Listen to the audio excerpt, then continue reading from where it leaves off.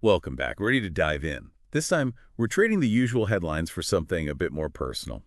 We've got excerpts from Here to the Great Unknown, a memoir. And it's not just any memoir. This is Lisa Marie Presley's life, told by her daughter, Pookie Presley. Yeah, that was Lisa Marie's nickname for her. And trust me, and after this, Graceland will never look the same. What's so compelling is the perspective. It's not Lisa Marie through the media's lens. This is her daughter's raw, unfiltered view. It's like a peek behind the curtain of a world we think we know, but through eyes we rarely get to see through. Okay, so let's unpack this. You're right. Most of us, we see Graceland, and it's Elvis's mansion. It's a museum, a tribute to the king. But for Pookie, that was home. This is where she grew up. Playing demolition derby on golf carts, she even writes about accidentally flinging Billy Idol off one. Can you imagine? It's a great anecdote, right? But it really speaks to how surreal her childhood was. Think about it. Rock stars just being part of the furniture, the lines between extraordinary and everyday, totally blurred. Exactly. And through it all, she paints this picture of Elvis. Not just as the king of rock and roll, but as a dad, a man battling anxieties, even collapsing in front of her at times. It humanizes him in a way we don't often see. Absolutely. And she doesn't shy away from those tougher memories either. Like when she was little and he accidentally swore in front of her, she thought it was hilarious. It just shows their relationship wasn't all about fame. There was real warmth there, a sense of humor. But also, this awareness of his struggles, even from a young age. There's a poem she wrote with the line, "I hope my daddy doesn't die." Knowing what we know now, it's heartbreaking. It really highlights what it's like growing up with a parent battling health issues, especially under constant public scrutiny. She talks about his collapses, the constant worry within the family. That leaves a mark. And then, of course, he passes away. Pookie's only 9 years old.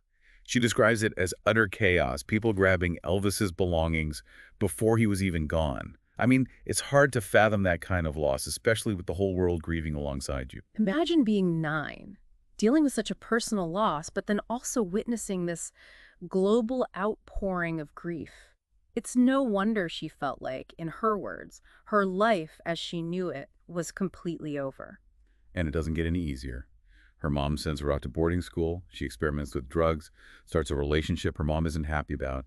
You can sense her searching for stability, for a normal life, amidst all this chaos. Yeah, and that search for normalcy, it becomes this recurring theme. In her relationships or career choices, even her decision to move to England later on, it speaks to that universal human need for stability, for connection. And maybe that need is even stronger when you grow up with such a massive legacy looming over you. It's almost like she's trying to outrun that legacy, right? Yeah. But also find a place to belong. And those relationships, they definitely highlight that. I mean, first, there's Michael Jackson. Talk about a pairing no one saw coming. Right. It's interesting, though, how she talks about their connection. It wasn't just about music, though that was obviously huge for both of them.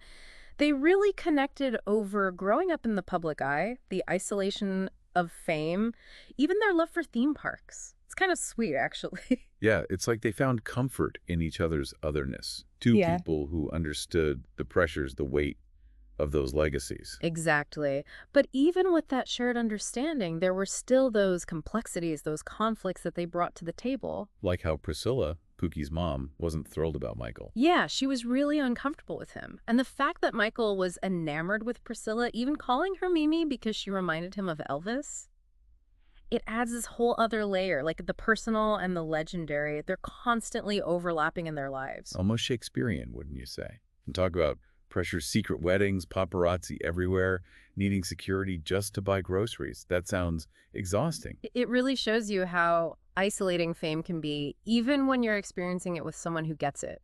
And then, of course, there were the internal struggles, too. Pookie's mom wanting kids, Michael being hesitant. It definitely created tension, which ultimately contributed to their divorce. Yeah, and that pattern, wanting stability but also being drawn to these intense, even chaotic relationships, it's there throughout the memoir. Like her marriage to Nicolas Cage, it's a whirlwind. Happens so fast. It makes you wonder, was it a way to recreate those emotional highs and lows of her childhood? Or maybe a way to outrun her past? It's a good question. It's hard to say for sure, but it's within these relationships, within all this turmoil, that Phuket Mom finds this outlet. And it's interesting, it's music. And she doesn't just dabble, she goes all in. Songwriting, forming a band, even touring. Was this her way of finally stepping out of Elvis's shadow? Claiming her own artistic identity? I think so, yeah.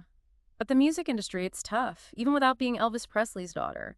The comparisons, the expectations, the fear of exploiting her family's story, it all takes a toll. It's that double-edged sword of fame, even when you choose it for yourself.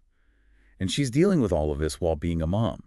You can tell she adores her kids, but there are challenges, especially as her own struggles with addiction resurface. Absolutely. And you see this tension throughout the book.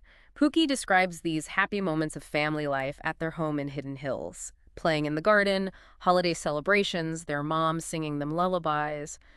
But then there are these darker times where her mom's addiction takes over. It's like she wanted to give her kids that normalcy, that joy that she felt like she missed out on. Totally. And she's also dealing with this legacy of addiction within her own family. You can tell she wants to break that cycle for her kids, but also for herself. And then there's the move to England. Was that her trying to escape the pressures of fame in America? To build a quieter life for her family? It seems like it, yeah. But as we see, you can't outrun everything. The chaos, in a way, it follows them. Her reliance on opioids gets worse, and she starts drinking heavily.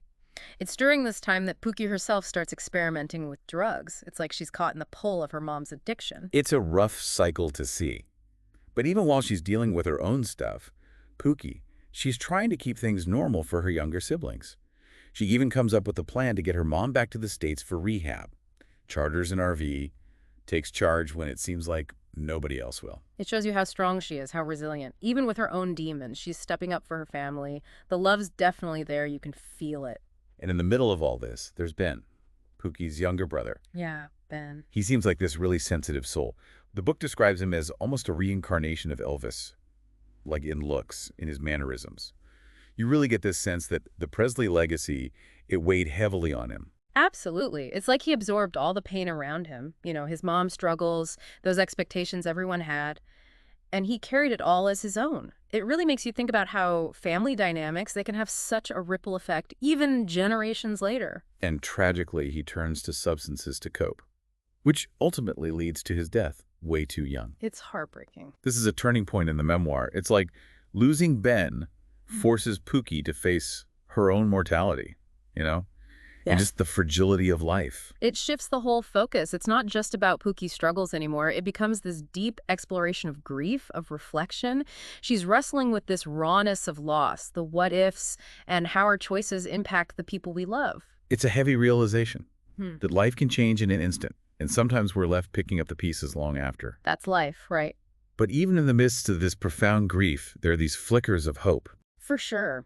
You see Pookie finding comfort in her own family, in the birth of her daughter, and in her mom trying to help other grieving parents. It's like they both find a purpose, a way to channel their pain into something meaningful. And then, of course, the final chapter of this story unfolds. Pookie's mom passes away. Suddenly. It's another one of those moments that reminds you, we never know how much time we have. It's such a powerful reminder of how precious life is.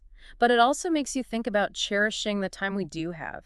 Because in those last chapters, you see Lisa Marie really embracing the present, finding joy in her granddaughter, reconnecting with people she loved. Like those scenes with her granddaughter, Tupelo, in that little fairy garden. It's such a tender image. It speaks to her ability to create magic, even with all her vulnerabilities. Yeah, she's not defined by her past anymore, not by the fame, not by being Elvis's daughter. There's a sense of peace in those final days, acceptance, letting go. And by sharing her mother's story, Pookie lets us see beyond all that, too.